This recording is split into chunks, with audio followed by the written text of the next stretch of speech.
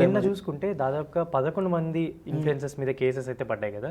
వీళ్ళు కాకుండా ఇంకా చాలా మంది ఉన్నారు. యాక్చువల్లీ ఇప్పుడు ఆ 11 మంది ఇన్ఫ్లుయెన్సర్స్లో కూడా మీకు కొంతమంది టచ్లోకి వచ్చారు, ఈ కేసు గురించి మాట్లాడిన వాళ్ళు ఉన్నారు. అసలు ఏం జరిగింది ఒకసారి చెప్తారా దీని గురించి? ఇప్పుడు నిన్నటిదాకా కొంతమంది పర్టికులర్ పేర్లు చెప్పకూడదు కానీ కొంతమంది మీద కేసెస్ అయినాయి.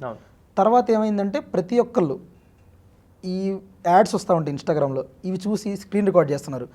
పలానా పర్సన్ హై అండ్ బిగ్ బాస్లో చేసేవాళ్ళు, టాలీవుడ్ ఫేమ్ యాక్ట్రెస్, వీళ్ళందరూ వీడియోలు ఇస్తూ ఉంటారు.